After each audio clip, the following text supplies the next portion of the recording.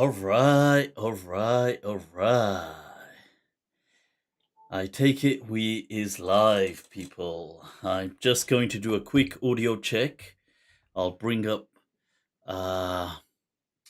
your lovely comments as always, people, and as soon as we are clear on the audio, this will go through. I'm just bringing that up. All right, here we are. Right, okay. Let's take the audio out and بسم الله إن الحمد لله وكفى والصلاة والسلام على رسوله المصطفى وعلى عباده الذين ارتضى ومن بهداهم اهتدى وبآثار أهل المدينة اقتفى وبعد فالسلام الله على القوم أهلا وسهلا people. All right, welcome back. We've got an esteemed lineup for tonight. I'm just finding the profile page to bring before you an esteemed guest who we've had on the show before. And alhamdulillah, once again, the profile in front of you for tonight's guest is Dr. Yousuf Raza, who is an Islamic lecturer. He's also a psychiatrist hailing from Islamabad, currently in Georgia, Atlanta, I believe, as a PhD candidate over there. He is the director of the Julaybib Institute, which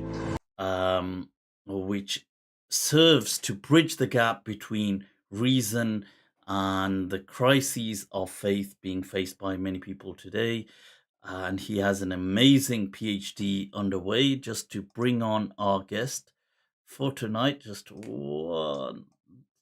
Here we are. Assalamu alaikum, Dr. Saad. Walaikum Ahlan wa assalam. sahlan. Walaikum assalam wa rahmatullahi wa barakatuh. How are you, Sheikh? Thank you for having me. All right, I am good, Lillahi alhamd. It's epic to have you back once again, this time having traversed many thousands of miles and joining us from Atlanta, is it not?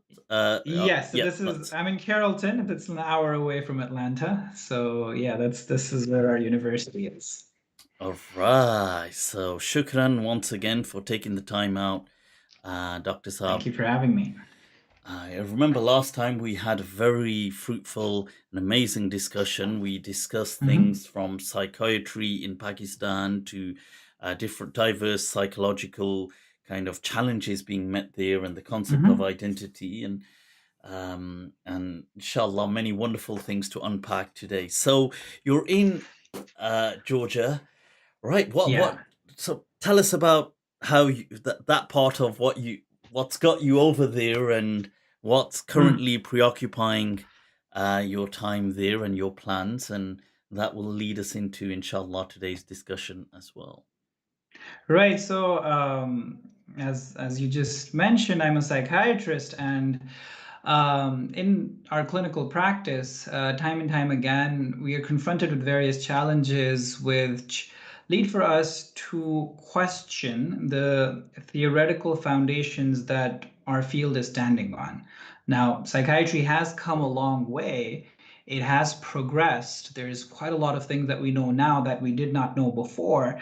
But unfortunately, the cost of this progress is a disconnect from a lot of our history, a lot of our theoretical underpinnings that usually go unexplored, unexamined, and you can be a professor in psychiatry and have very little idea about the theoretical psychology that is undergirding the psychiatry as we practice it. And not only are we usually unaware of that, there's alternatives within the tradition, usually very neglected Madhabs. madhab, yes, that are not given much due. So and there's so much that those traditions can help, those alternative views can help in addressing contemporary challenges. Unfortunately, most clinical programs and even most PhD programs. Ironically, they're called doctorates in philosophy. There would be little to no philosophy in the whole doctorate. Um, they don't allow for you to explore those areas of inquiry. And so we found this place called University of West Georgia, which is very open to these conversations, to these discussions, these theoretical, philosophical alternatives within the history of psychology and how they can help meet contemporary challenges. So here we are in University of West Georgia. And the PhD kind of research hypothesis that you're or the research that you're looking into, talk us a little through that. So the program is it's a PhD in psychology, consciousness, and society. Wow. My particular focus in this program is going to be the relationship of Sigmund Freud and Oscar Pfister. Wow. So Freud, pretty much everyone is familiar with and has heard about. But usually, what people do not know is that one of Freud's very good friends and psychoanalysts was the Swiss pastor Oscar Pfister. And Pfister had a background, he was a pastor, a Protestant. He was an educator at the church, in the schools. He had a background in philosophy as well. And he was a very devout psychoanalyst as well. He was very committed and dedicated to Freud. And so that relationship, it is very mind-boggling that how can somebody of the character of who has the interests that Pfister has, who has the commitment to religion that Pfister had, be so committed on the other side to Sigmund Freud, who is understood to be one of the most militant atheists of the early 20th century. So their relationship, their dialogue, how they engage in psychoanalysis, I feel has a lot to offer us today with the different challenges that we're faced with, that there is so much fragmentation, that one school of thought has a difficulty speaking to another school of thought as much in the practice of science as in the practice of religion. So there's quite a lot that this dialogue can teach us. So here we are looking to explore that. Wow. And is there, in this research, are there other key figures that are contributory figures? Maybe Carl Jung, is he in there, or Viktor Frankl, or? Yes, so I do have I have had an interest in both Jung and Viktor Frankl. Jung is taken to be one of the, again, he broke away from Freud very early on, right around 1912, 1913. And one of the areas of focus in our department is transpersonal psychology. And it takes a lot from Carl Jung. A lot of transpersonal psychology attributes itself to Jung. And it is also interesting to note how Pfister, also Swiss, Jung, also Swiss, both of them actually, Jung introduced Pfister to Freud.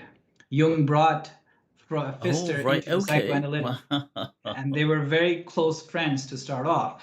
And when the split took place between Freud and Jung, Yeah. again, very interestingly, Pfister sided with Freud, who is the atheist of the two, and the more spiritually, mystically inclined Jung, Pfister Yeah. chose not to side with. And Wow. so that contrast also serves to teach us a lot. Wow. Okay. I mean, what? Just I wanted to also go into a bit on your the whole psychiatric practice, especially in Pakistan. But Hmm. just this point, since you've raised it, so interesting, and I don't want to leave it just with so many question marks and speculation. Mhm. What Mhm. Can you shed some light on that? Because um, following this split with Carl Jung and Freud, what do you feel were the causes that led Fister to side with Freud, despite Freud being, from the founding fathers of atheism? Yeah. Yeah. So for Fister, the contribution of psychoanalysis Yeah. to the cause of religion Okay. was incredibly important. Fister saw Freud's work, again, similar to how Allama Iqbal cites Freud's contributions. Now, Allama Iqbal says in the Reconstruction that Freud and his followers have rendered an inestimable service to religion. An And inestimable service or service, a yes, disservice? Service. Wow. service. Okay. Okay. So they've I'm rendered all an ears. I'm inestimable really intrigued. service to religion. And Pfister is probably one of the first people who opens that up, details that. Of course, Allama hints at it. And he then, whatever he's critical of, he cites that as well. Moving on to his main subject, then it's just a comment that he makes. But then within Pfister, we see how it opens up. So in one of his papers, for example, he talks about the relationship between psychoanalysis and ethics. And in these two domains, he talks about what ethics can learn from psychoanalysis, but also what psychoanalysis can learn from ethics, and how the two can be in a dialogue. And he portrays Freud as somebody who is a forerunner, who puts mental hygiene in the forefront, that psychological health is very important for psychoanalysis, obviously. But Pfister identifies how that psychological health is indispensable for spiritual growth as well. That if you are riddled with psychological conflicts, and there's a lot of neuroses going on, there's a lot of symptoms or psychological diagnoses, then how much spiritual growth can there be? What is it that you can possibly do for religion? He takes that further and he says that there's going to be a lot of problems with a neurotic religiosity, that if psychoanalysis is not taken seriously, then there is this narcissistic pursuit of religion as well. There is this pursuit of religiosity in which people are exploited. That people who haven't had those unconscious conflicts identified, addressed, treated, will then carry those in their religious practice, and their rigidity is going to be abusive for a lot of people, a lot of students of religion who are going to grow averse. Which is what we see in the world. I mean, this is one of the key problems with often religious authorities or figures. But And he talks about. Please. Okay, carry on. Yeah, sorry. So he talks about, just as an example, he says that this one of the forms of ethics that he talks about is a command ethics. Okay. And how that command ethics is demanding from the follower of a particular religion or any ethical code an immediate, a complete fulfillment at all costs. Okay. And how Freud has helped us see that results in all of these repressions, that these natural desires, these natural aversions, because of that external pressure is so strong, it is those natural components of the human personality that are pushed into the unconscious, and then they manifest themselves in diseased ways. And those, he recommends, that psychoanalysis teaches us, can be, we look at them as ideals, and we speak about love. And that conception of love he also borrows from psychoanalysis, that how what Freud has talked to us about sexuality and how he has broadened that concept. So there's a lot that we can learn from that and help overcome these ethical challenges. So in many ways, he's highlighting that, and is this the same thing that Allama Iqbal is highlighting, that the religious kind of constraints, or these somewhat apparent excess prohibitions can lead to this kind of almost sick repression of all these things that are then manifesting in these somewhat psychosocial diseases. So, okay, I see. So Lama also alludes to that, and he says that there are these expressions of religiosity which are based in these sicknesses and pathologies. Of course, he uses different words. I can't remember exactly, but he says that's not all of what religion is. So his contention would be that you can't reduce all of religiosity to just that. There is more to religiosity than that, but that is important too. It has to be looked at. Oh, okay. So why? What did Fister? So these things with the unconscious mind, and one could say, well, looking at Jungian kind of analytical psychology, there's still this understanding of the unconscious and its kind of interplay and somewhat of the 2 million-year-old self, and maybe not so much of a fixation on the kind of sex drive, but so what led Fister to choose Freud over Jung, and even Allama Iqbal in that sense? I mean, is considering that Jung is still somebody who sides with religion, he doesn't dismiss God and he doesn't dismiss, and he has his kind of spiritualism or mysticism, if you like. Is it just because Freud's considered more of a heavyweight? Or are there more reasons? So I'm sure there would be political reasons to it, and I don't think any of the psychoanalysts would disagree with that, including Fister and Freud themselves. They would identify that within their relationship, if there are elements of political expediency, I mean, why not? But the more significant reasons that they would put forward for Fister, and this is consistent with how Allama Iqbal reads or represents Jung, although he talks about him very briefly. There is a psychologizing of religion, that religion is nothing more than a subjective element, that there is nothing more to God other than the God archetype. Right. So there is.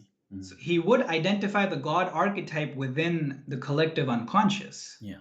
And there people would see that, oh, he is more sympathetic towards religion than Freud. But then that is all there is to God. Whatever is there to God outside of that archetype. So he's a subjective entity primarily.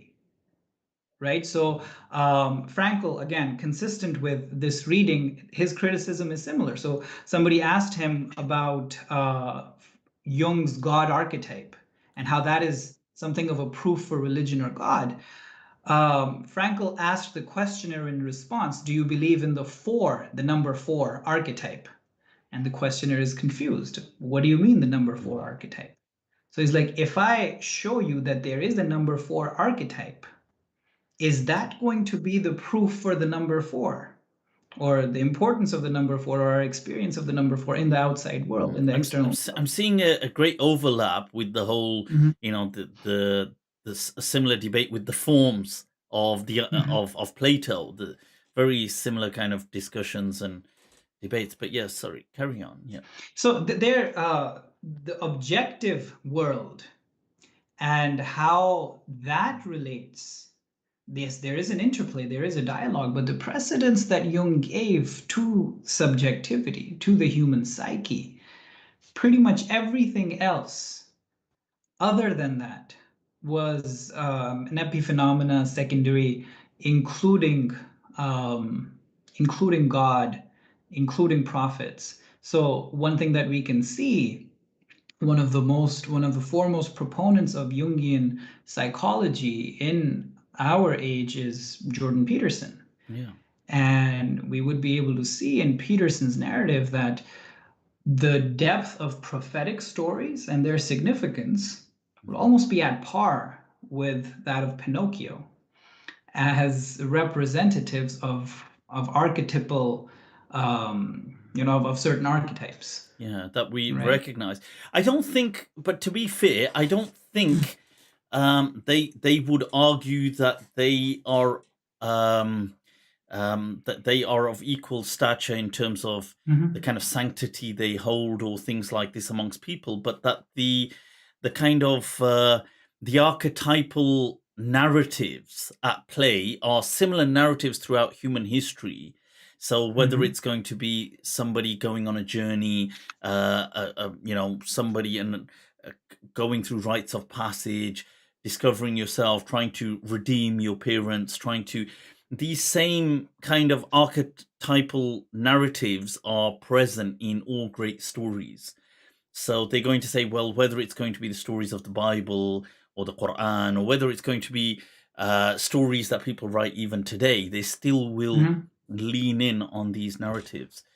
Yeah, but I see what So you're. and then those archetypes, yes, the sanctity, there would be a distinction.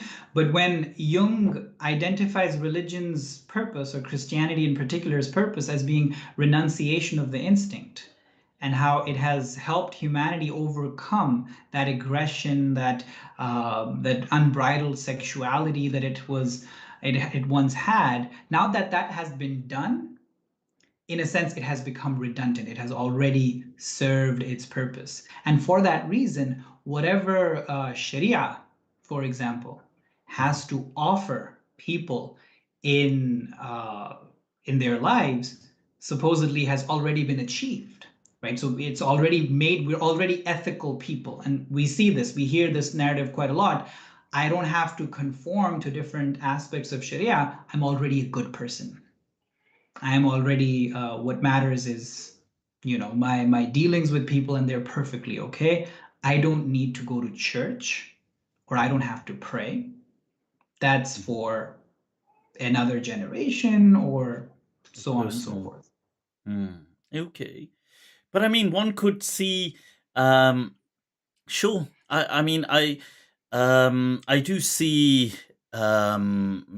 these kind of discussions, but I'm intrigued because with Freud, the whole concept of God is but an illusion, and it's a projection of the kind of father figure and this kind of heightened fear that we have onto this being up there, and in many ways much more critical of the whole kind of sacred and the taboo, and even in totem and taboo, this whole thing of how these rules and everything, civilization begins, and whether it's going to be with incest first and these initial rules.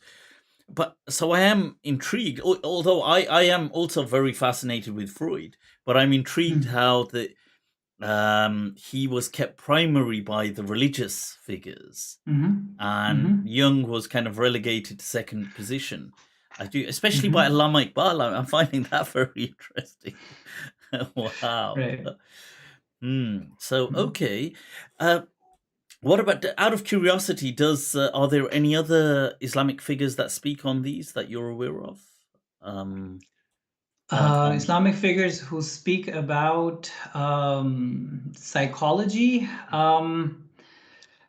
See, there's Dr. Rafiuddin, who is one of the foremost students of Allama Iqbal, and he was one of the presidents of Iqbal Academy as well, and one of the earlier presidents. And he's written the book Ideology of the Future, and he does pick up on these aspects in his book Ideology of the Future. He speaks of Freud, he speaks of McDougall.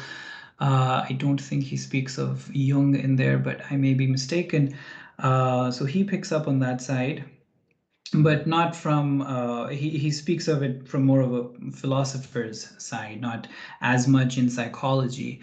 Unfortunately, as far as psychology is concerned, from the Muslim side, our attitude has been very either completely following in with the way things are and becoming, if it means pill pushers, then we become pill pushers, prescribing medication, not asking a second question.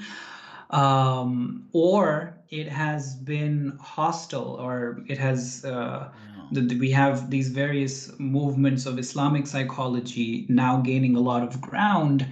And I just say there is so much more in psychology and the tradition of psychology that is not taken seriously, because you are coming from this vantage point where your reading of Islam is the filter through which everything psychology has to pass.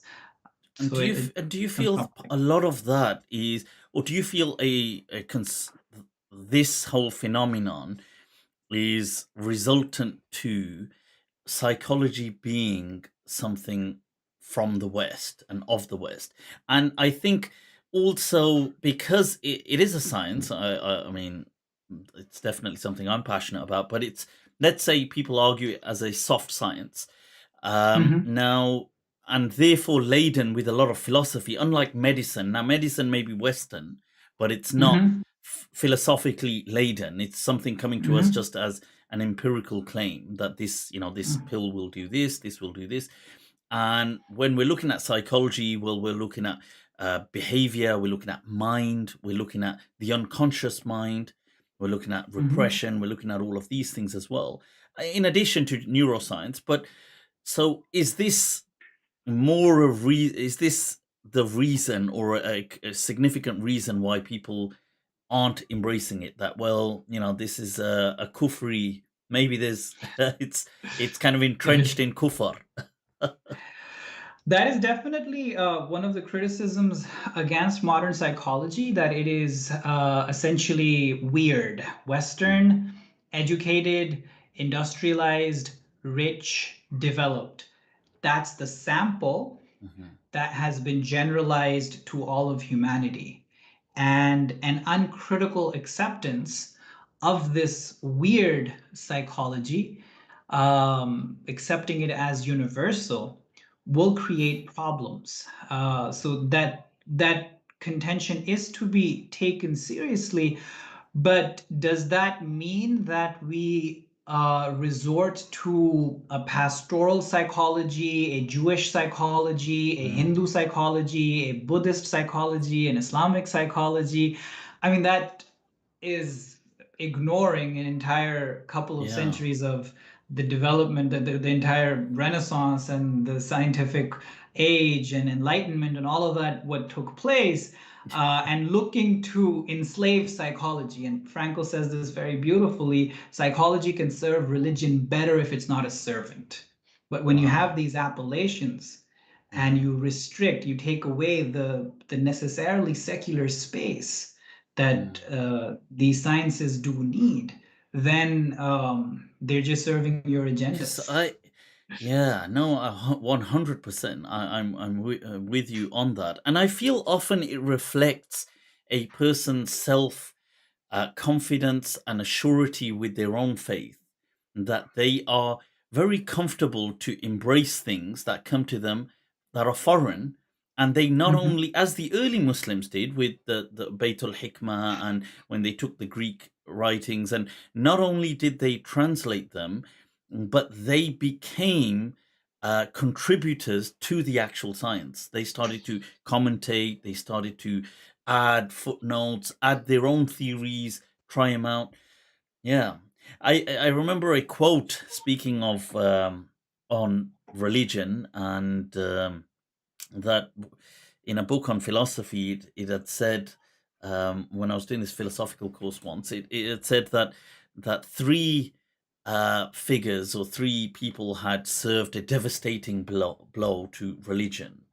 And it said first was Galileo, with that we are not the center of the universe kind of thing, and then Darwin.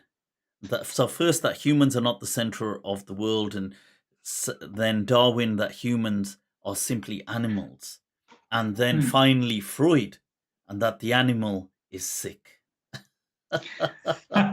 So Yes. it's yeah, it is very fascinating. But uh, part of it, I feel as well, if I don't know, looking at things through a lens of, you know, how Nietzsche would say that the Apollonian and the Dionysian, that these Mhm. things that are structured, logical, sequenced, kind of like very linear. And then Mhm. you have the Dionysian chaotic, amorphous, lateral, this kind of somewhat in that sense, things like, or especially Freudian kind of psychology and this Jungian psychology, and this, I don't mean the kind of very just brain scans and biology. Mhm. This is Mhm. quite, there's a mystique to it, isn't it? It's not, it's quite amorphous. It's not, it isn't quite crystallized in a way very clearly, and like the unconscious mind, and you know, all these things. Mhm. It's not something so clear, and I feel that too leaves people, the ambiguity, it leaves like an unsettled feeling with people. They're not, Mhm. you know, they're not quite comfortable with the ambiguous. They want clearly defined parameters. Exactly. Like, you know, like you tell us, do we tie our hands here or here or here? It's like, Exactly. figure it, do we say Amin out loud or we not? So we're not comfortable with uncertainty at all. And Yeah. this is something when this is World War, right around the time of World War II. It's in the works, and you know things are getting in that direction. Einstein wrote to Freud that Oh this is wow. your Okay. I was field. okay. Wow. So I, Einstein wrote to Freud that the world is going to war, and there's going to be this, you know, this barbaric bloodshed that we're going to see.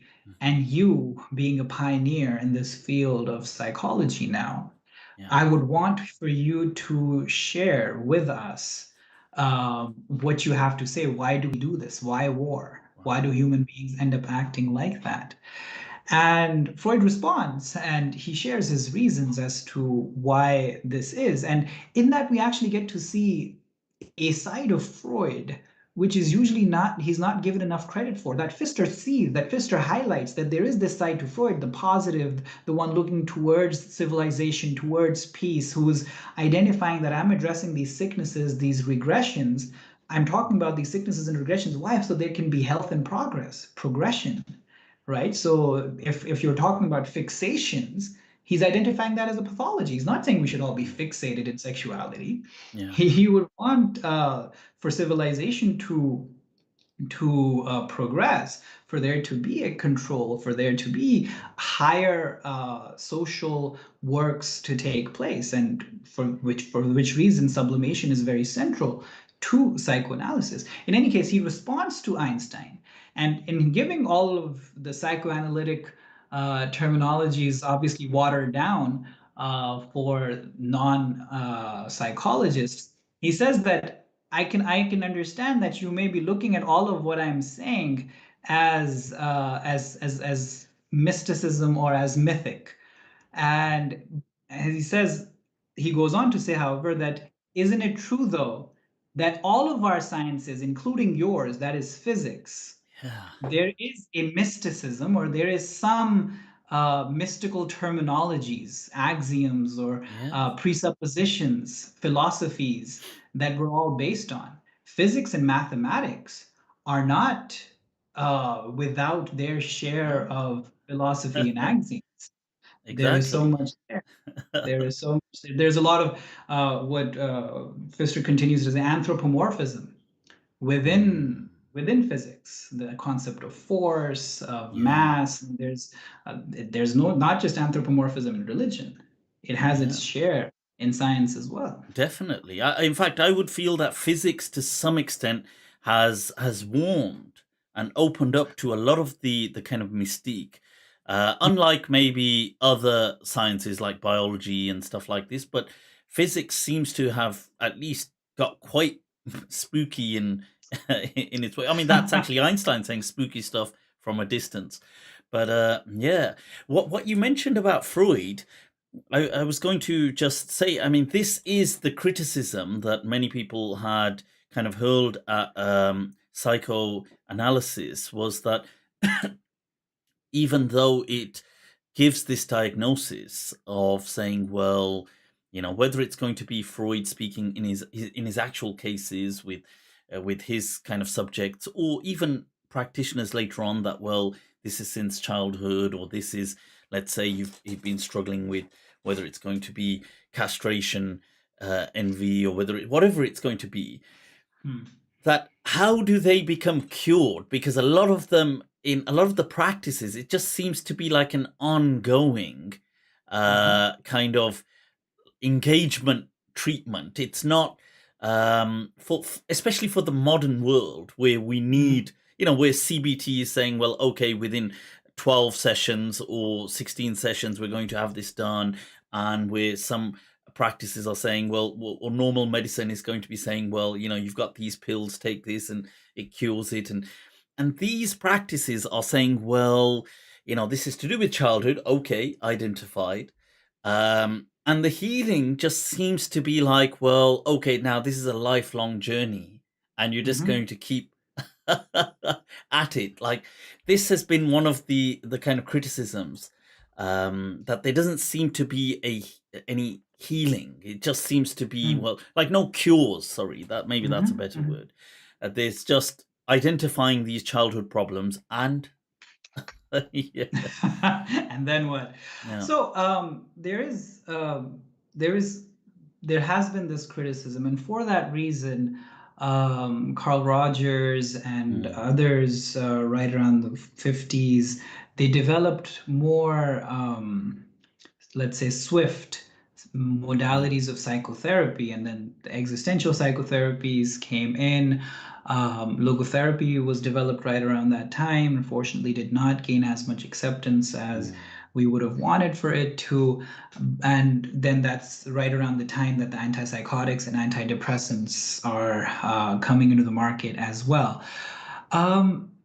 However, with all of these developments, with all of the modern modalities of treatment, both biological and psychological, all cognitive behavioral therapy, all our SSRIs, the results are pretty much similar.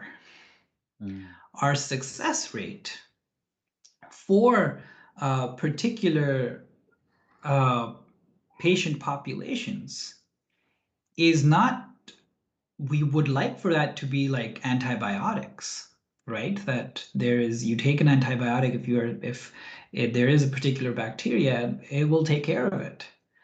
Antidepressants don't necessarily do that. Cognitive behavioral therapy works for a lot of people, does not work for many others. And there are competing results, empirical studies that talk about how psychodynamic psychotherapy, which is, of course, abridged versions of psychoanalysis, show similar results, competing results. But then again, psychoanalysis and psychology in general has more to offer in terms of what it can give to society than just that person-to-person psychotherapy. There is that one-to-one psychotherapeutic service that it provides, and it should. But then there's a broader picture of education, let's say public education. And there is so much that we see within our clinic and that's one of the areas of focus that Fister picked up on as well, and that was psychoanalysis in education. How about teachers, religious teachers in particular? If they understand a whole lot of things, parents, just people in relationships, couples, married people, if there is stuff that they understand about what can happen, so much of this can be prevented. And so it doesn't have to reach that stage. In line with that, I want to speak a bit about your practice with it's telepsychiatry in Pakistan, and why is this unique in its kind of presentation in trying to combat psychiatric issues? Just a moment, whilst we do that, I was just noticing I think, a subtle kind of out of sync audio. This is what it appears as. So I'm just going to press. No, you're fine. I'm just going to press reset here. It may just take a few seconds. That's fine. And we'll just pick it up just to hopefully you'll kind of bring that to sync. So just 1 second, and then we'll just pick that up from there. In one. So hopefully I can see. Yep, you seem to be in sync. Excellent. Okay. It was just I was noticing that there was a subtle kind of out of sync, and I wanted to keep it as smooth as possible. So right, yeah. So keeping all of this, what we're saying in mind, these theories, as a psychiatrist hailing from Pakistan and somebody deeply rooted in not only the kind of faith Islamic understanding, but also psychiatric issues. Right.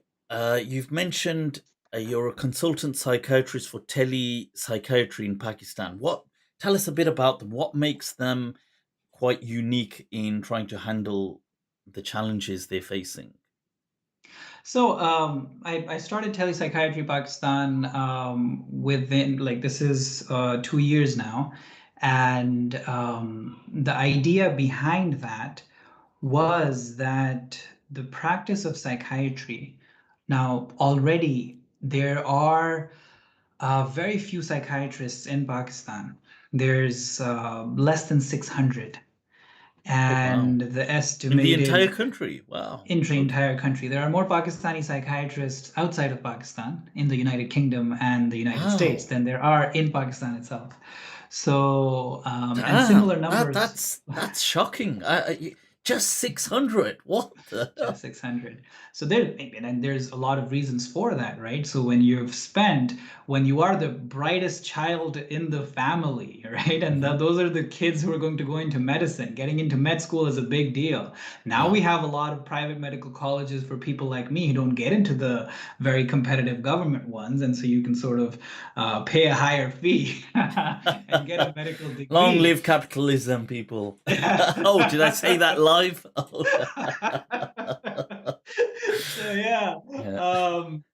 And so when you've spent all that money and you are that, star child of the family who's worked so hard, you would want to go into those incredibly, those fantastic fields, those lucrative fields, those fields that don't have stigmas. Who you're like a superstar when you're like a plastic surgeon or an orthopedic surgeon. Just when you're walking, everyone's like looking up at you, like, oh my God, it's that plastic surgeon, or it's that prestige. Okay.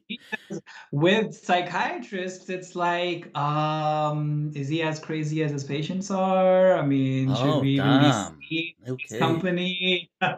So there's a lot of challenges there. Plus, I think a lot of people struggling with that would probably just go to a local amil or a peer sahib that will help cure the psychiatric challenges much quicker than psychiatrist. They would. Psychiatric medications are prescribed by non-psychiatrists.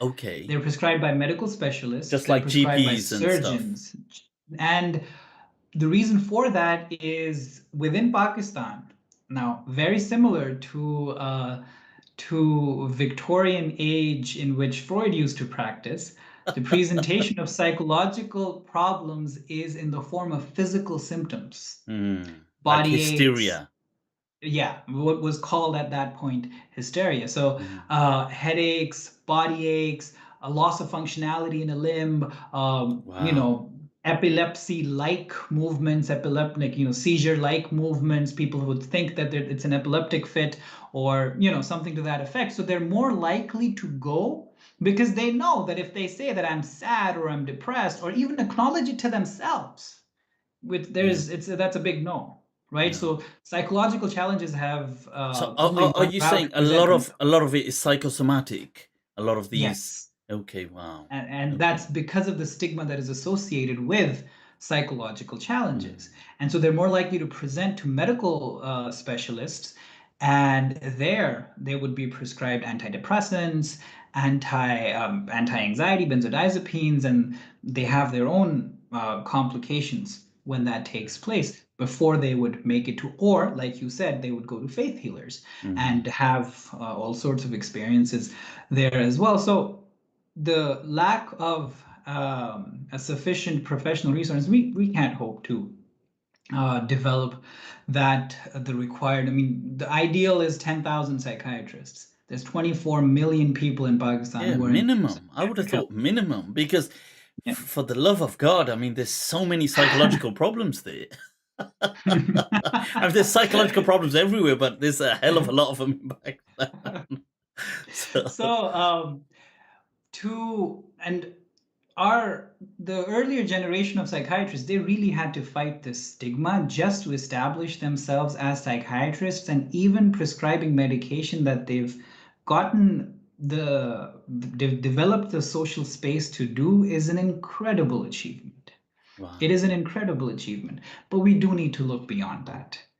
If we continue to do what our teachers did, is going to be a disservice. For them, it made complete sense. They were fighting a very uphill battle just to get recognized as a discipline, to be taken seriously. For us, now we have to take it beyond just medications.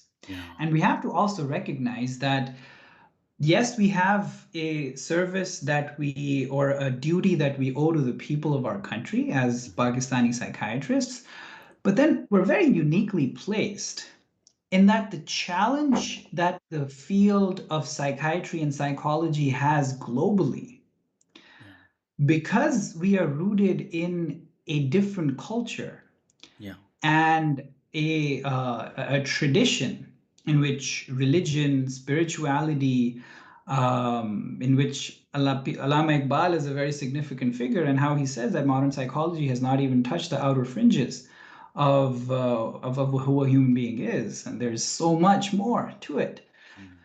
Being that uniquely placed in there, we can make a contribution which would be of a global relevance. Wow. Okay. And for that reason, we have to be well versed in not just the practice of psychiatry, but the history, the theory of the field itself, so that we can develop meaningful relationships with cultural resources that we have to offer.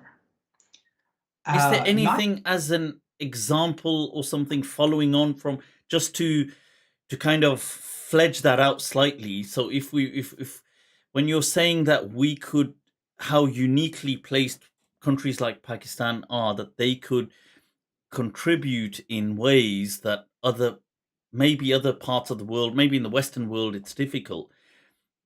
Is there, could you, as just to instantiate it with an example, if possible, is there anything that comes to mind?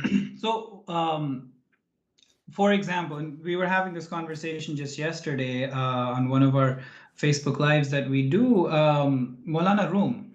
Yeah. Now, he has a global relevance. He is globally accepted as a mystical figure, as a saint from an age old, and like it is recognized that there is wisdom that he has to offer, which is relevant to contemporary times. Now, as people placed in an Eastern tradition, with access to both Western and Eastern languages, both Western and Eastern resources, we can delve into Maulana Room, Allama Iqbal, Baba Bulle Shah, Abdul Latif Bhai, all these regional spiritual masters. In, like, say, dealing with depression or something like this. Yeah, and draw out from their treasures a lot of what can be of use in a clinical and also an educational setting. Bring it in conversation, not placing one as a slave and one as a master. Because Western, you see, this whole thing, Western psychology, or this whole branch, what it struggles to do is, when things like depression are often linked to a lack or an absence of purposive meaning, and obviously bringing that in from a faith perspective but then that too by these kind of people who are often nesting it in wonder and love and stoicism as well. They kind of just being a bit stoic about it as well, just like, yeah, that you're right. That would be so wow. That would be something really special if something like that was done. And there are conversations that are developing. So within academia, within psychologists, transpersonal psychology in particular, Mm. they do take Eastern mysticism seriously. But when they say Eastern mysticism, they don't mean Baba Bulle Shah and Maulana Rum and Allama Iqbal. They mean Buddhism. Mm. Okay. We are completely missing from that conversation. Yeah. And that is our own doing. We didn't do anything to become a part of that Yeah. conversation. Not to say that as TelePsychiatry Pakistan, we have this all figured out and we've all done it. It's just that we've identified Yeah. these lines that we need to pursue, that along with our clinical practice, we need to take this academic side, this theoretical side seriously and continuously And part of engage. that is, Dr. Saab, part of that is being part of the discourse and not shunning the kind of Exactly. heritage. So studying Freud, studying Jung, studying behaviorism, studying cognitive psychology, and then contributing meaningfully, as opposed to saying, well, we don't want to know what they said. Why waste our time on them when we've already got Jalal Maulana Rum and we've got, We have it all Bulleh Shah. figured out. Yeah, exactly. And So, that's not what any of these people did. yeah, That is not the methodology of Allama Iqbal. That is not the methodology of Maulana Rum. That is not these. What made these people great was that they were part of their contemporary conversation. And Allama Iqbal is exchanging letters with Bergson. Allama Iqbal is, like we just spoke about, he's yeah. delivering a lecture in 1931, I believe, and Jung's book came out in 1928, and he's read it. And Wow. it's not a book in law or philosophy. It's a book in psychology, and he's read it. He's read Freud. He's read Jung. He's conversant in all of these technicalities of the field, Yeah, and he's relating it with Muslim scholars of the past as well, because he's well versed in that, and that's the legacy that we really did not take forward past Allama Iqbal. We would either be of the Western side of the story and yeah, parrot that narrative, or we would be completely opposed and identify yeah, that as complete kufr yeah. and nothing else. And I feel part of as well why. I mean, there is obviously there are very deep spiritual traditions in the Far East. But Mhm. I feel part of what also attracts the Western, let's say, those who are sympathetic to spiritual non-Western traditions, to things like Buddhism, is the fact that they feel, well, it's not. They feel it's something that they could at least explore without, it's not hostile and it's not something which it'll just welcome, and it won't kind of, it's not, because people I think as well are afraid of Muslims and Mhm. Islam, because Muslims and Mhm. Islam are seen as like, like, I don't know, if you're saying nice things, okay, but the moment you question something, they might just chop your head off, or there'll be a fatwa for. And so I'm assuming that there is a lot of this in. So you see, even Western people, they generally don't even want to talk about Islam because they think it's not worth. Let's just Mhm. explore Buddhism because it's interesting, and they'll engage with us, and there isn't hostility or a fear Yeah. of repercussions.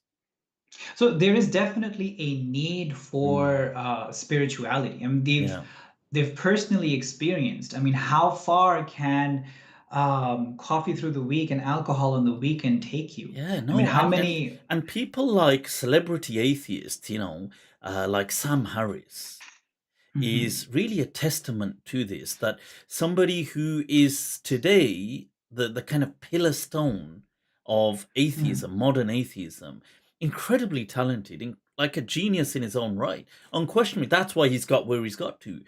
But he himself has to deeply root himself in meditation and consider it, as he speaks of it, sacred. And he does it on a daily basis. He advocates it. He's had to learn it from Buddhists because it doesn't. And this is not a secret. This is something he himself speaks about because he recognizes that, you see, when everything falls to pieces, ultimately you need that deeper inner spiritual connection. You need something. Otherwise, what does it all mean? And Exactly. And this is something that Max Weber identified as academic prophecies. Oh, wow. That Okay. first Academic prophecies. that you spend this entire time, and that is the direct consequence of the Enlightenment age, that you've the darkness that was religion and those religious understandings, you've done away with them. And now, being rooted in a scientific tradition, you're resorting to something of a scientific spirituality now. I mean, how did that come about? And it's not without precedent.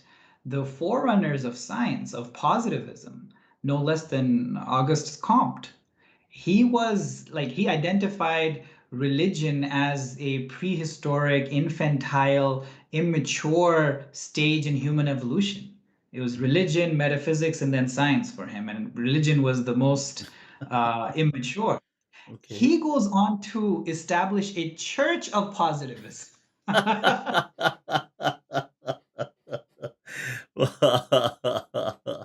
Love it. You Need is gotta love felt, it. and need is felt, but when they look towards fulfilling that need, the need is fulfilled by this mysticism, which, in this spiritualism, necessarily divorced from religiosity, which does not have those impositions or those restrictions of Sharia of any sort, and is this. It's so mind-boggling. Freud has it in he wrote about this, that this is something that the world is necessarily going to go to, that there will be a group of people that when this is taken away in the future, there will be people who will resort to this sort of a mysticism. Yeah, because I feel we can't divorce ourselves from it. It is part and parcel of being a human being. For sure.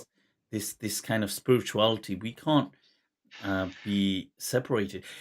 In line with that, Dr. Saab, consciousness, because this is as well the kind of holy grail of modern kind of, whether it's going to be modern science or physics even, and psychology. It's really just that, well, what on earth is this? And I feel it's interesting that really consciousness in some ways has its roots historically, like this, the discourse is within religion. People are, but then today I don't find people really zeroing in on consciousness, especially within the Islamic paradigm. Obviously it's within Buddhism and other things, but yeah, I mean, is this not also something which we need to enrich in our discourse on, especially within the Muslim kind of framework? Definitely, there is so much that we have to offer within this dialogue.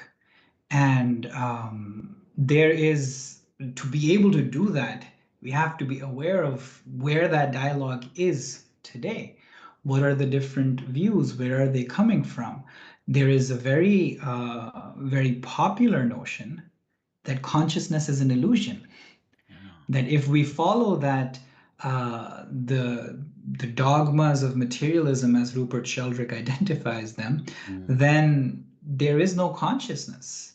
It is the biomedical model presupposes consciousness to be an illusion. It's not actually there. What is actually there is that elemental atomic molecular movement, which is being construed as such, right? So there is an atomism which is at so many levels. An atomism that gives rise to an individualism, and that lens is a lens through which we look at consciousness, and then we look at conscious individual as, or conscious human being as essentially an individual cut off from the rest, from other human beings, from God, from meaning, from purpose. And there are so many. Just before we went live, we were speaking of Vygotsky. There are so many thinkers who identify consciousness as something that is developed in relationship and dialogue. That dialogue Wow. and Okay. language give Hmm. rise to human consciousness, and Because minus that, there is no consciousness. that's really fascinating that you're saying with language. Just give me a sec. I want to just refresh the system again because I feel there was Sure. just some out of sync kind of audio. So just one sec. So language and consciousness. Mm-hmm. That you said that maybe this phenomenon emerges as or is a result of the kind of interaction and language. Just with that in mind, consciousness, which is now it is a thing in this Mm-hmm. age, is that part of it the wording? Because you see, it's not a discussion in the past, or it's not a distinct discussion the way it is today. It's so everybody's obsessed, fixated on consciousness.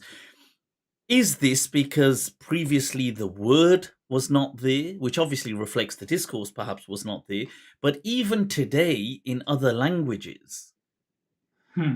it's like I feel it doesn't carry the same thing. Like even when we're speaking about, like, let's say if we were to translate it into Urdu, or people even when they're using words in Arabic, whether some people use shu'ur or they use like I feel it doesn't quite carry the discussion that we have in English about Mm-hmm. consciousness when we translate it. I mean, what are Hmm. your thoughts on that? And I think That's that's a very interesting point that you bring up. I haven't thought of it in that regard as such, but if I were to make something of an educated guess as to why that may be, then consciousness becomes a question because of how inexplicable it is from a purely materialistic, atomistic paradigm. yeah, That it is logically, if we follow that, if psychology follows that physics envy, psychology, you were speaking about earlier, how yeah, it is a soft science, yeah, but it is a soft science that is vying to be mhm. as hard as it can possibly Yeah, get. true. But and in doing that, it is trying to explain more things in a neuroscientific way. It is looking to explain things in a more quantitative fashion. And when that does take place, consciousness becomes more of a question than it was before. Like Descartes could take consciousness for granted. I think, therefore I am. Right? Mm, That takes consciousness for granted. Freud does put a question mark on it. Like, hang on, it's not all of what you think is who you want. You know, there is so much in the unconscious that is interfering with that. But then, in parallel with that, the objectivism, the materialism, naturalism, is also putting, as it's following in with physics, there is a question mark on its very essence. yeah. Um, so Because that's maybe one of. it's so kind of elusive in Mhm, the sense that, well, consciousness seems to kind of band together a bunch of things. So there's obviously attention is one. mhm, There's kind of like a sense of self is one. mhm, That's kind of associated with it. I guess memory naturally part of that would be associated with that. There's like this. there's a band of things, like when we're saying consciousness, and obviously then we have the word as well, to be conscious as opposed to be unconscious. And it's like, well, when people are trying to figure out, well, what is it that this means? I guess in some ways, like the word, which I'd like to come to that topic as well, which will be love, which is so elusive as well. It's like everybody knows it, but the moment they try to define it, it becomes once again, just like fragrance. I guess you can't quite just capture it. I've thought, I know, I've thought personally, and I've often translated from the Islamic perspective, consciousness in this sense, what we're speaking of, to be synonymous with the ruh from Arabic. So I've said that, and I know maybe people, I don't know whether people would be as willing to do that, but I felt that it that's what it would be. Now, obviously, then once again, people would say, well, because maybe they've pictured the ruh just to mean something that gives life, like as long as you have it, you're alive. So maybe people don't see a gap, but I wonder what your thoughts are just on that. That's again, when we do enter into the conversation from a traditional perspective, then what we have to say about the ruh will be very, very important. But then the ruh would be as elusive of a concept as consciousness. وَيَسْأَلُونَكَ عَنِ الرُّوحِ قُلِ الرُّوحُ مِنْ أَمْرِ رَبِّي. And this is why I felt it kind of fitted as well. I also felt that one of the reasons was it then gave that gateway into, because consciousness seems to be something, at least to me and to many people, something almost somewhat sacred in its mystique. It seems to be the missing factor that people want to somehow, some physicists want to reconcile it with, between multiverse and M theory, place M for mind, this consciousness as to wrap it all as one, but it's what they can't seem to get hold of. And I've always liked that verse as well, يَسْأَلُونَكَ عَنِ الرُّوحِ, that it is, this is an affair that which مَا أُوتِيتُ مِنَ الْعِلْمِ إِلَّا قَلِيلًا, it is so, it escapes you. But I felt that if some people, like you're saying, that had an interest in psychology and were, let's say, from Pakistan and were uniquely placed in some ways to, like you said, bridge traditions, if they did explore these things in certain ways, maybe it might give them that kind of mastery as well on For sure. over the tradition, like early Muslims who were exploring certain things, but also becoming part and parcel of it. But so within this conversation, right, there is this very strong pull, towards the mind-body problem.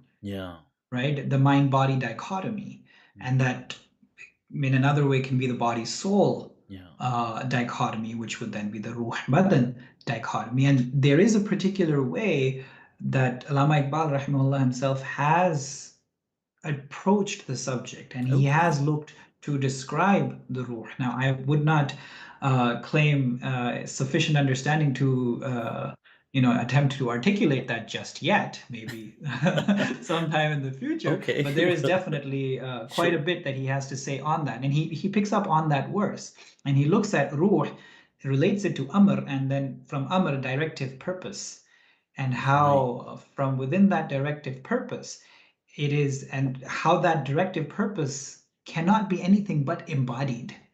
It has to be, and the body is ruh having taken up definitive habits, right? So I mean, there's quite a lot there, but I would want to be more prepared to have that conversation. But no, even that has been very informative. Speaking of ruh and soul and soulful discussions, Dr. Saab, you've zeroed in from the mind and soul straight to the heart, and you're running a course which is on love itself, which is as elusive as as the soul and consciousness. So tell us a bit about this.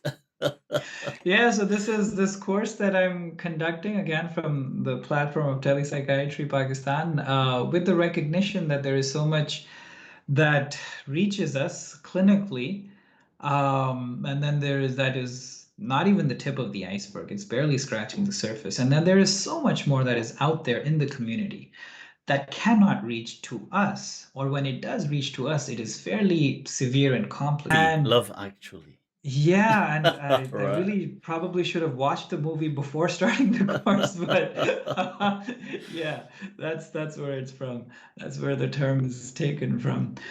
And we're trying to talk about within the course, the participants, walking them through how there's so many popular misconceptions with respect to love that actually results in the chaos that we see in our relationships, and how that chaos in relationships results in so many experiences of depression, anxiety, not just in the couple, but their families. The children grow up in troubled households, and then they're carrying these difficulties within themselves. And so much can be prevented if there is a solid understanding of what love and relationships are not first, and then what they are. So that's what Yeah. we're trying to do. It's going to be a 12. So guiding Mm. us and the viewers through this journey, Yeah. this tumultuous journey of love. So beginning with, so how are you defining it and what is it not? So when we talk about the best representation, perhaps We need that one of song in the the background, that what is love? actually, I think a lot of people in some of our Facebook posts about it, they commented that exact song there, "Baby Don't Hurt Me." No more. Yeah. So that interestingly, right? There's going to be a lot of hurt. Yeah, it's Up, true, true, true. in a truly loving relationship, and they think they can get through it without conflict, without hurt, without pain. Forget it. Mm. It's not happening. So something that Scott Peck, one author that I would definitely recommend. I mean, there is so much out there in terms of self-help garbage that actually messes conceptions up more than it helps address. But if there's one book that I would recommend, it is The Road Less Traveled by Scott Peck. He's a Wow. psychiatrist, psychoanalytically oriented, spiritually oriented, so a very unique bases that he had, that he came from. And then he was also very reader friendly, like no Really? jargon, no Wow. complication. Some people may have noticed today that we tend to get into terminologies and concepts that not everybody may be able to follow along Sure. with. Papek had this gift that he could speak of these things to a complete layperson.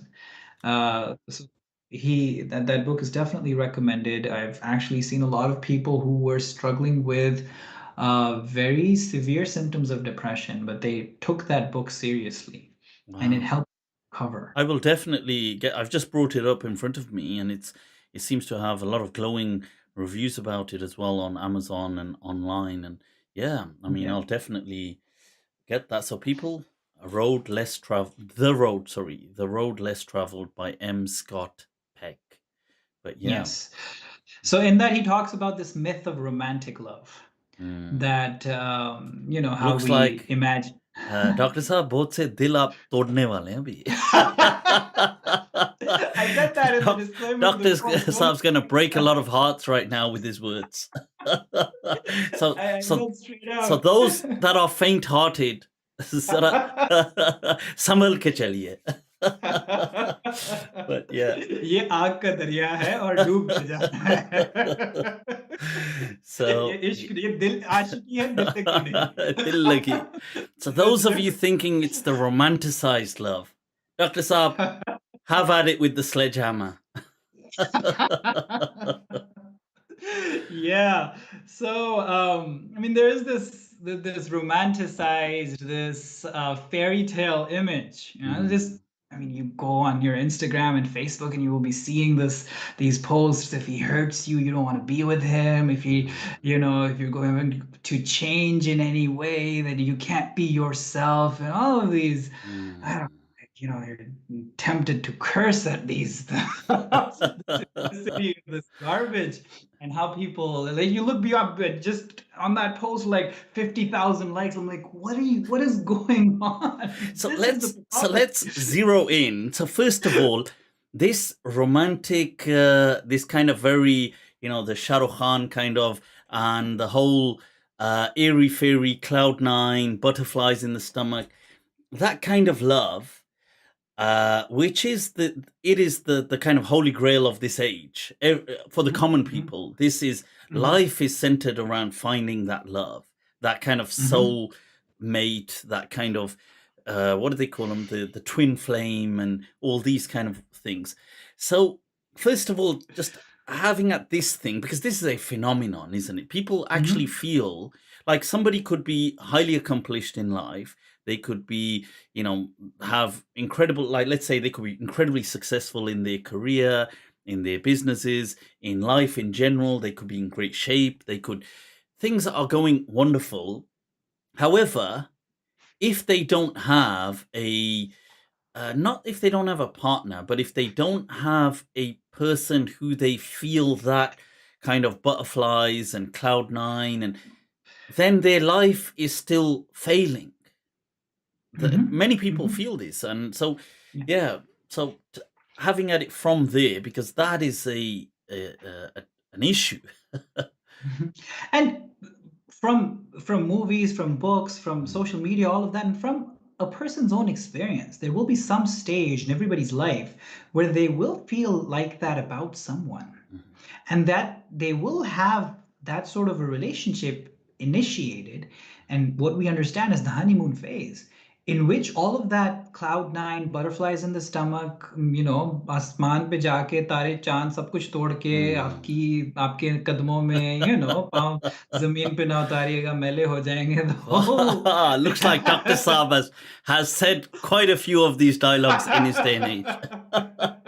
Been there, done that. Okay. Yeah, so all of that stuff, yes, people would go through, but from you want to speak of it in a neurobiological perspective, the girl develops more testosterone than usual, the guy develops more oxytocin than usual. The guy is more emotional than he typically would be, and Is the it girl is more oxytocin in the brain overdosing? Go ODing. That makes them say stuff that they wouldn't otherwise say, and the girl to be doing stuff that she wouldn't otherwise be doing, and then the relationship gets closer and closer, and when it becomes pretty mundane, then they're like, तुम शादी से पहले तो ऐसे नहीं थे, तुम पहले जैसे क्यों नहीं हो, हम जब मिले थे तो these things were different, अब तुम्हें क्या हो गया, and all of those stories start coming in. Because I guess it's natural. Like, if we're dealing with emotions, emotions by their very nature will fluctuate because they're more fluid as opposed to solid like.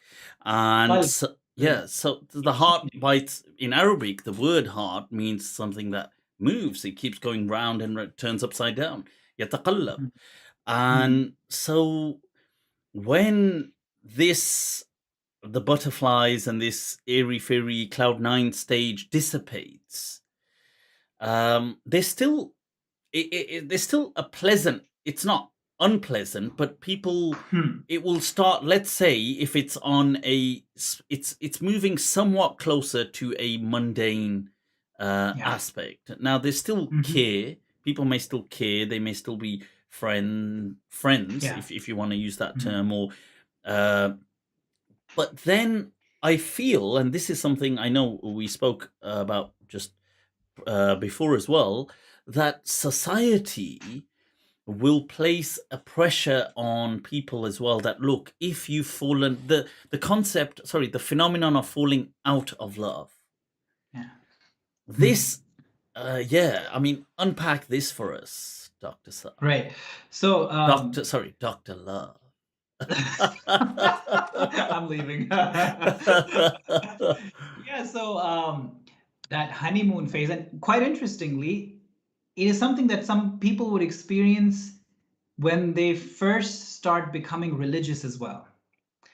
That when you start developing that first fervor for religiosity and spirituality, और जनाब तहज्जुद भी हो रही है, सुबह 3 बजे उठ रहे हैं, रो के दुआएं मांग रहे हैं, वो रमजान, वो इफ्तार।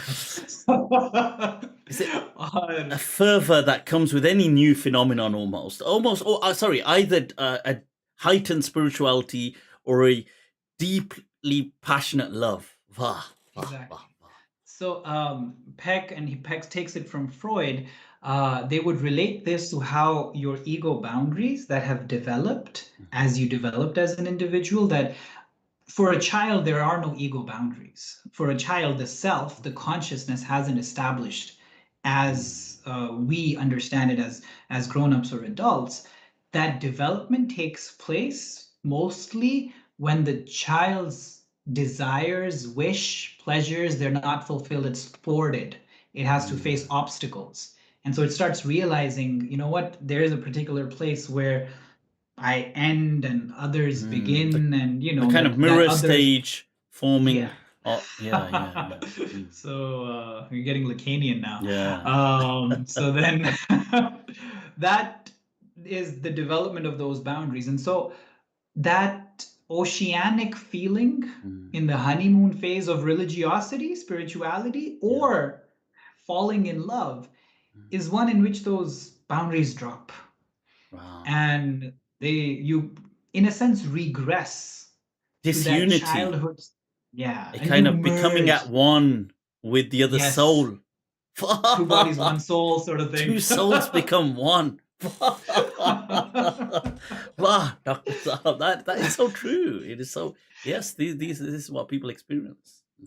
And so but that's naturally not sustainable.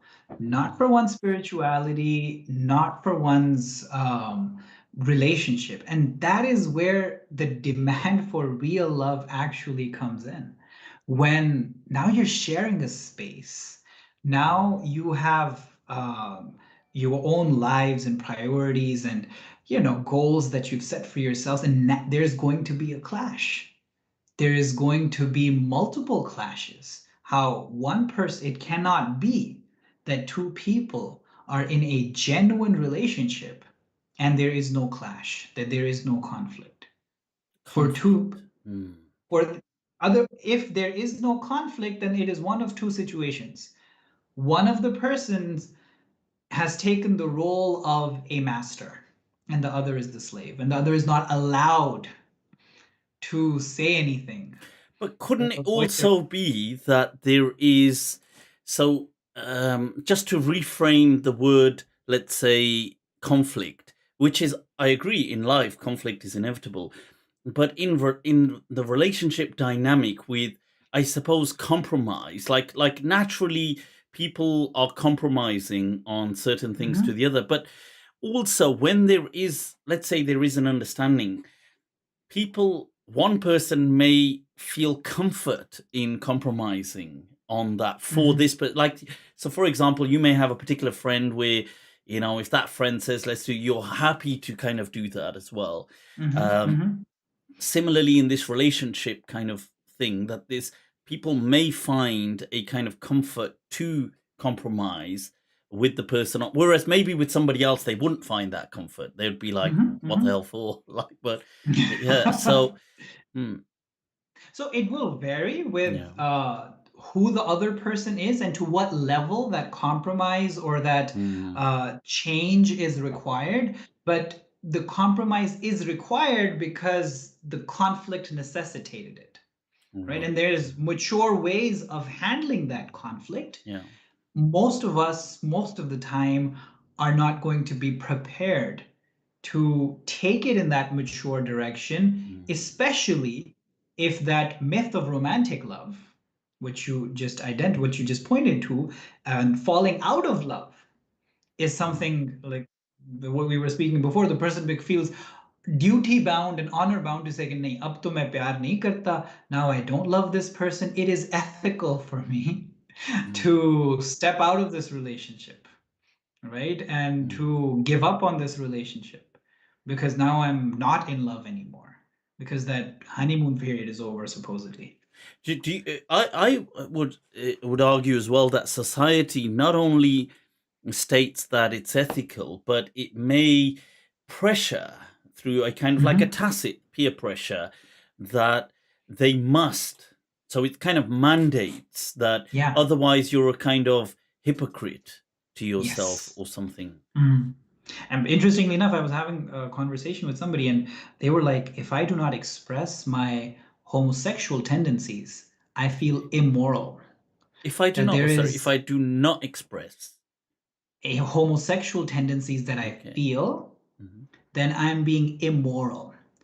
okay, Now, see how society has the more moral, you're the right, yeah. requirements of morality that have been internalized in the form of expression, and then there is this conflict. Yeah. Expressing homosexuality, then is a religious person as well. There's so many They things, and feel, because doesn't this tie back into this whole, there is a discourse of, or we could put it as a kind of as a holy axiom almost, that be true, to thine own self be true. That yeah. this is what's kind of the pillar stone to this whole thing, isn't it? And that comes up so many times in our Yeah. conversations with our patients, and they're like, I have to be myself. I'm like, okay, who are you? What is this self that you want to be? And then there is silence. Yeah, it's I have to be myself, because a pedophile who has this tendency of, who has this strong desire, inclination to sexually abuse innocent children and traumatize them, in being true to his self, bloody he's being antisocial. So that's the same logic. Be yourself. No, yeah. please don't be yourself. Yeah. I If think there's any, because what we're saying is that, and many thinkers, in fact, what's his name, Yuval Harari, in his second book, has a huge, a fantastic discussion on this as well in Homo Deus. This whole thing of to thine own self be true. The problem is that modern this age seems to say, well, as long as you're being true to yourself, but then nobody seems to truly know what the self and tr- and it is true, if I can say that, on several occasions, sure, that is the thing, maybe, that if you are so claustrophobic about something, then, or you're unsettled and you're distressed, then being with something that is true to you. But on other occasions, like you're highlighting, somebody is a pedophile, somebody is a rapist, somebody is a murderer, somebody is and they're psychopathic. I mean, they not just as a reaction, they are psychopathic. So in some sense, they are being true to their self. That's monstrosity. They cannot be. I mean, that to carry that axiom and say, well, oh well, at least you're being true to yourself, is absolutely absurd in this context. And we don't to and make up. also that Yeah, this it is not just those extreme psychopaths. yeah. See, if statistically every fifth girl child is being sexually abused Okay, is that the stats? globally, Damn. even in Pakistan, similar stats. Every fifth girl Bloody. child, every 20th boy child is being sexually abused. Then these psychopaths are not, On the they're not, fringes. That they're not on these the are fringe. not the periphery. This is, Yeah. yeah, not And so far removed from the they're center. not strangers. Typically, they are known to the family. The family Yes. knows them. They are very, the idea, if there's anything that we can take from psychoanalysis, is to realize, and that's what Freud wrote back to Einstein in that paper as well. You're surprised that there's war. I'm surprised that you're surprised that Wow. I mean, I'm paraphrasing, No, but but something. you're doing it very eloquently. So idea is that we have these base instincts within ourselves, and there is a very strong tendency to regress to them, to express them in especially our close relationships, especially those who are vulnerable, being our spouses or our children or nephews and nieces. So, this idea of self actualization without taking your personal demons into consideration is utter catastrophe. Yeah. It is complete lawlessness. We are looking at whatever we're looking at in the world right now, war.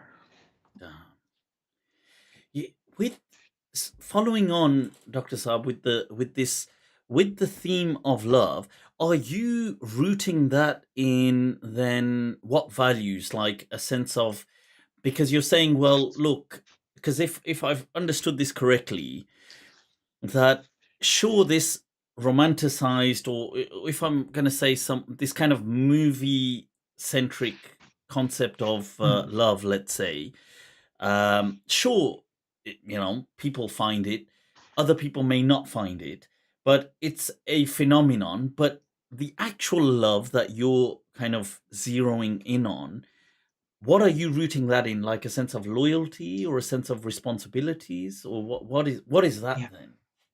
So it is drawing primarily from the work of Viktor Frankl and his understanding of love.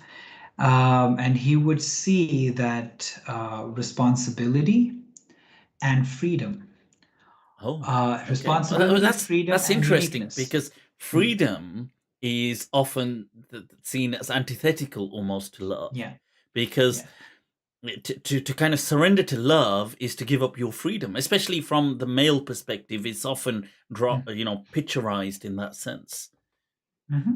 And so Frankl draws this contrast as well, that there is what we speak about freedom, and he says that the United States of America or symbolizes freedom with the Statue of Liberty on the East Coast. They need to supplement that with a statue of responsibility on the West Coast, because liberty is half the picture, especially in the absence of responsibility. It says freedom from rather than what it's supposed to be, which is freedom towards. But responsibility isn't attractive, or it isn't sexy, or it isn't seductive. Nobody wants That's the thing they want Yes, freedom from.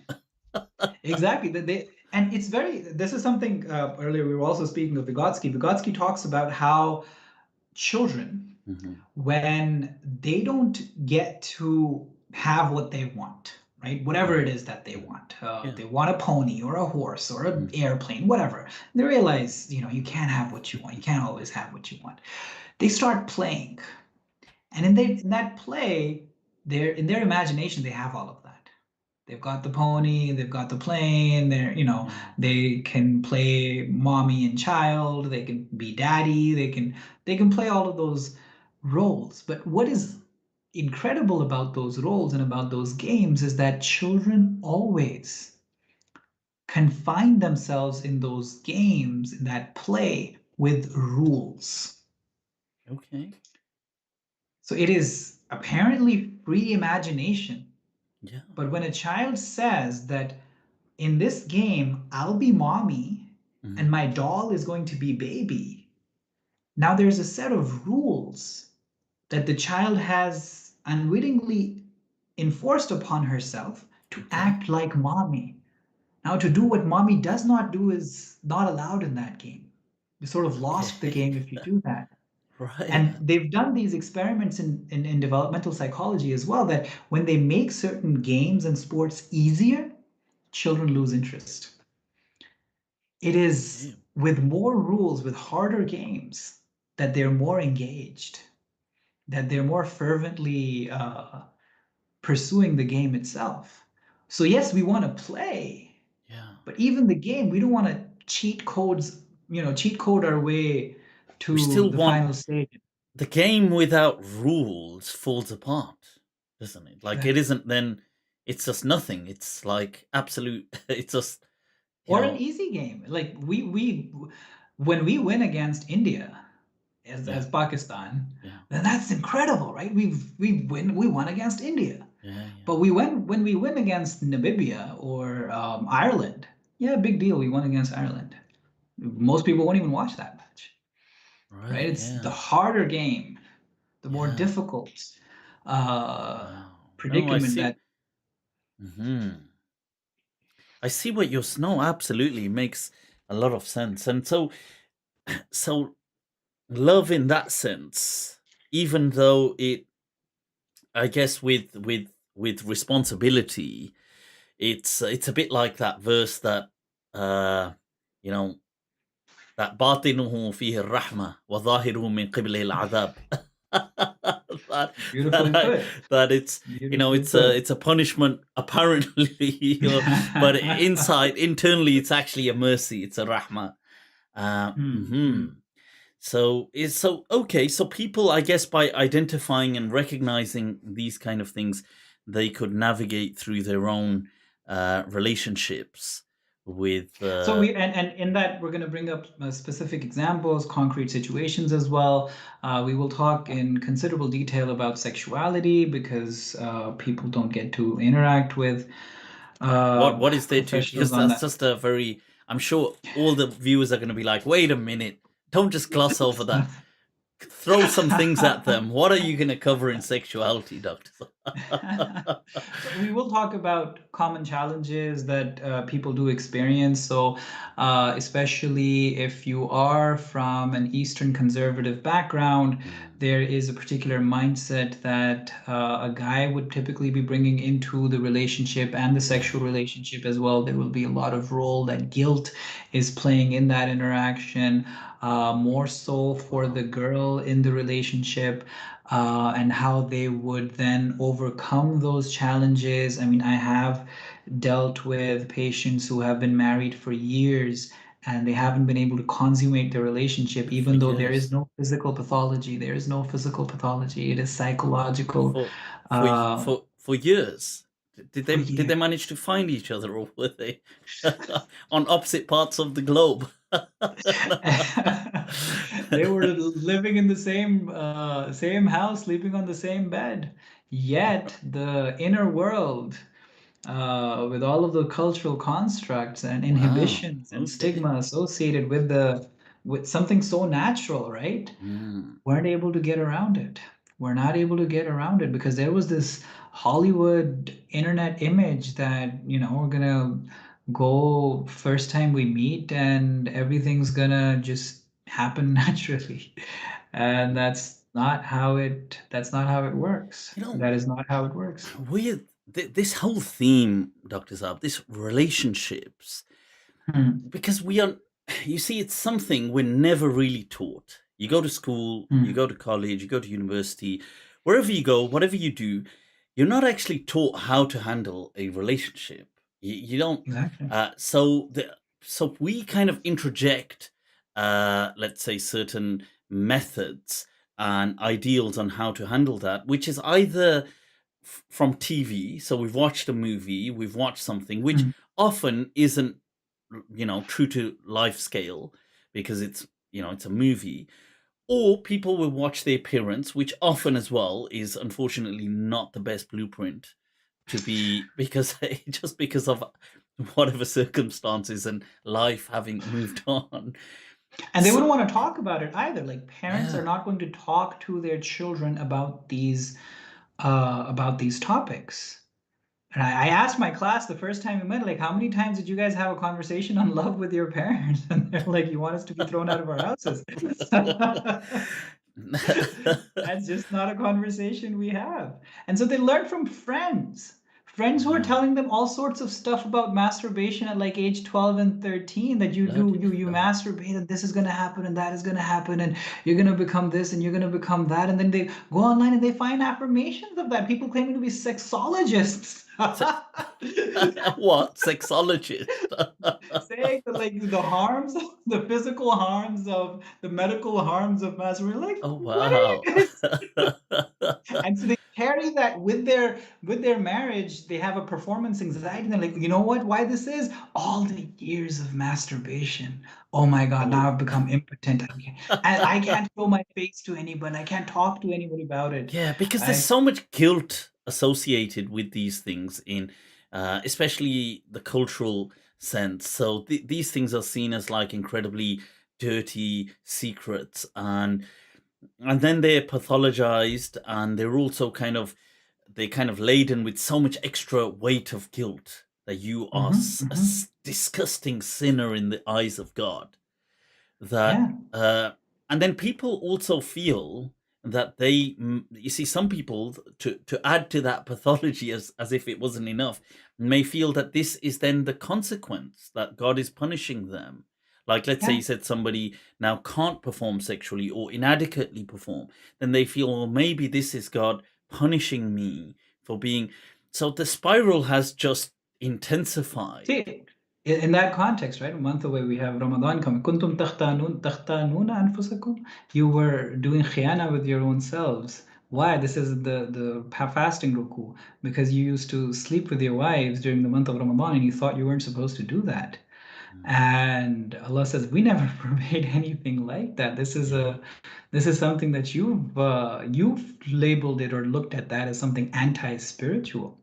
yeah, Then there is as many times as that ruku talks about fasting, it talks about having sex, yeah.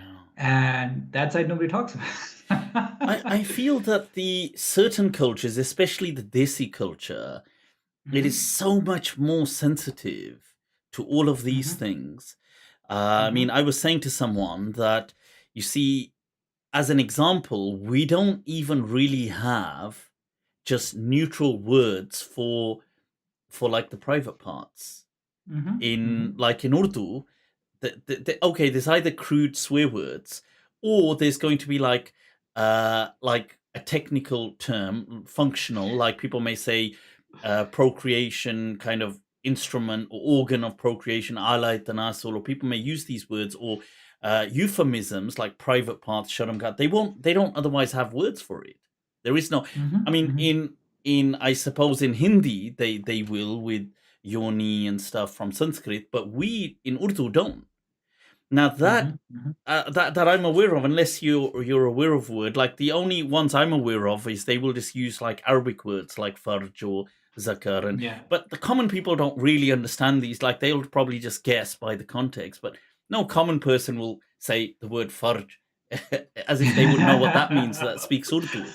So that's an Arabic word, but Hmm. and you see, coming what we were saying earlier on in today's discussion about how some people would speak of a phenomenon is born out of language.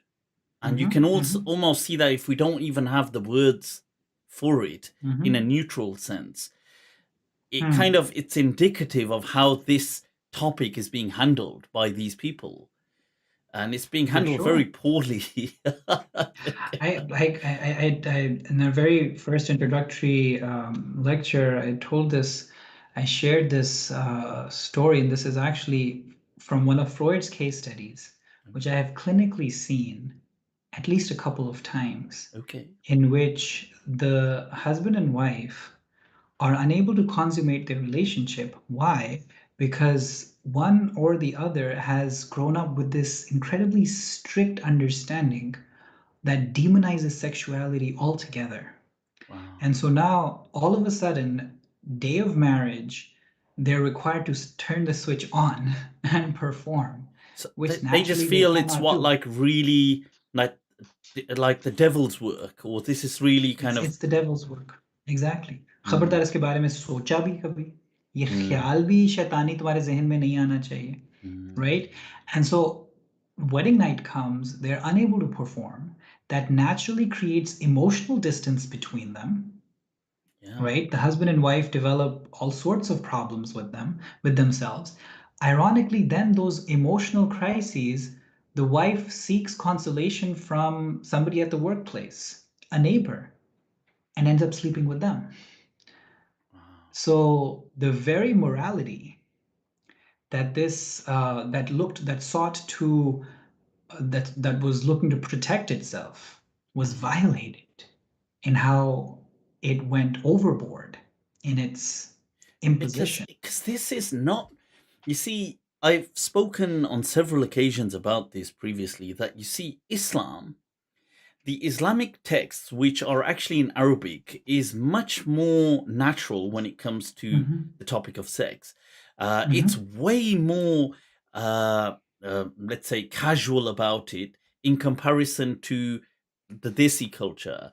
So I've often wondered, where did they inherit this from? Because the kind of, let's say, the indigenous Hindu tradition was also rich in Kama Sutra and stuff like this, and they weren't so prudish about sexual stuff. But uh, is it like Victorian? Is it like, where did this? I don't know if you've ever given this much thought. That how did they become so sensitive, much more sensitive than the Islamic thing? Because when we read Hadith, we Hmm. will see in Hadith there's stuff that people would not be able to speak like that. So Hmm. because people will in our, let's say, the Desi culture, they'll find that very rude, and so there's a Hadith where they will speak about having sex amongst themselves Hmm. in the Hadith. Like people will speak, like the companions will speak. People will say, and I gave the example of, I mean, there's many examples, but one just straight to comes to mind, where the Prophet ﷺ and some people, they go to some person's house to knock the door, but he doesn't answer, and they walking off, and he comes, and the Hadith mentions that he comes running after them and says, like, and he's wrapping his izar, his kind of dhoti, and he's catching up, and the Prophet says, oh, he says, the Prophet says, oh, okay, sorry, did we startle you? And he says, no, he says, I was just having sex, and you guys knocked, and so I was just trying to finish up. And then the Prophet says, oh, did you finish having sex? Did you ejaculate? And he says, no, I didn't ejaculate. And then, now this kind of a conversation is at a very seen as a very kind of like irreligious conversation. It's not like Mhm. imagine two grown men or a bunch of grown adults speaking like this in a public platform. It would be seen in our Desi culture as like very immoral. Like, how could you even speak like this? So we're not getting these sensitivities from Islam. So we definitely got them from somewhere else. Hmm. Hmm. Hmm. Yeah. One possible avenue. Alama talks about this in the reconstruction, and those are the Greek and the Magian influences Mm. on the Muslim tradition, as to how generally the spiritual tradition that is inherited from Greek philosophy or the Magian conception is such that it divides the world into this binary in which that which is otherworldly is absolutely superior, and that which is this worldly, which is in any way a carnal pursuit or an economic pursuit or whatever, a material pursuit, is inferior. And so, for a higher spiritual life, these things have to be renounced. And yes, we can identify and trace the intellectual trends and where they're coming from, but we can say that there is a tendency within human beings. If it is something that you see in the Victorian age, and it is something that you see in in a conservative Eastern society today. Yeah. So there's quite a bit Yeah, there. because I know I've read as well in some certain speculations, and I've that that with the kind of with the arrival of the Victorian, just the domination, I guess, especially once Victorian rule was declared, and even, I guess, the build up to that, because the kind of ruling class are often seen as, they're seen often as kind of socially superior. by people, and many people speak of it, including Ibn Khaldun, and that people often see it's not just force. They often associate a kind of intelligence as well, because they'll be doing things like they'll bring sciences, they'll bring new engineering, they'll bring kind of a new way of thinking, and people can't help but be in awe of it. So often there's this emulation.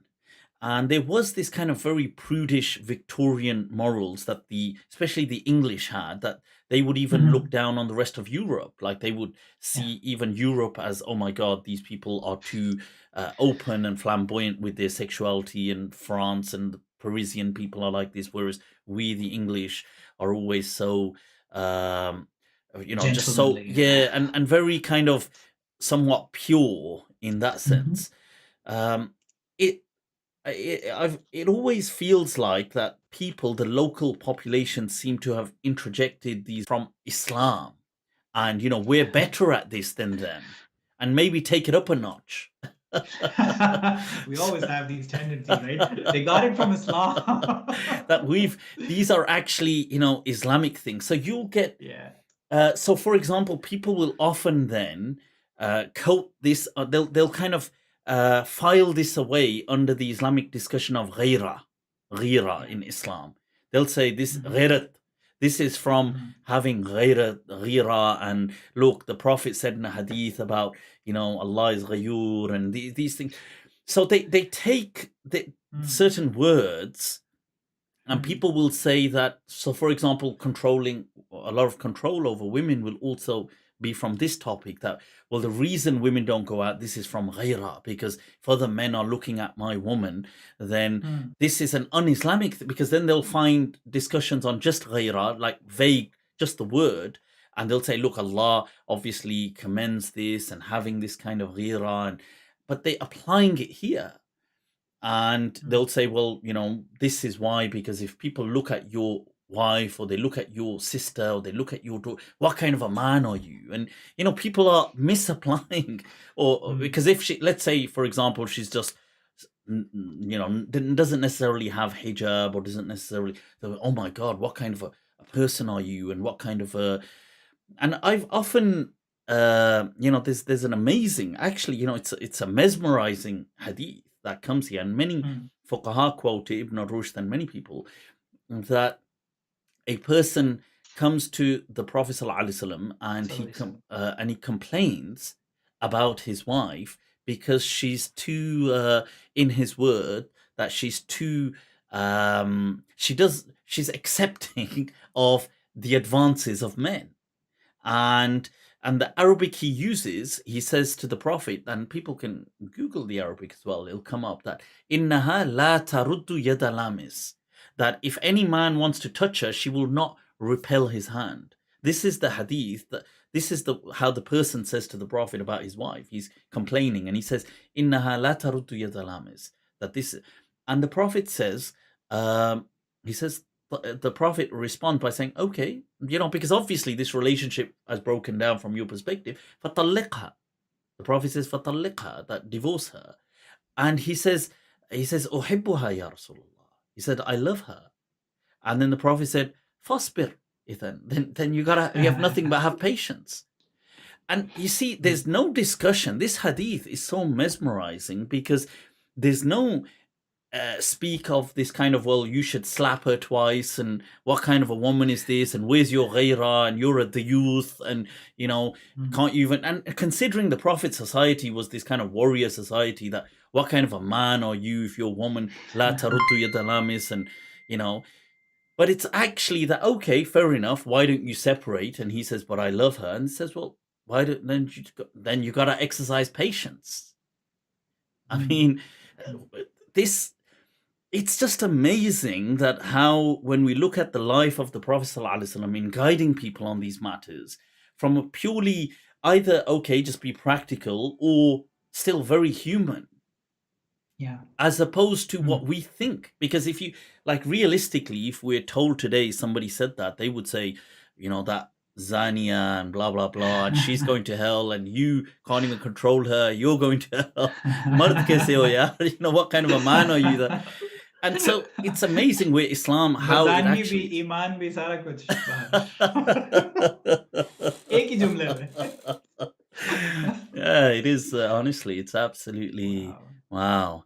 wow. Dr. Saab, I've really loved this stream.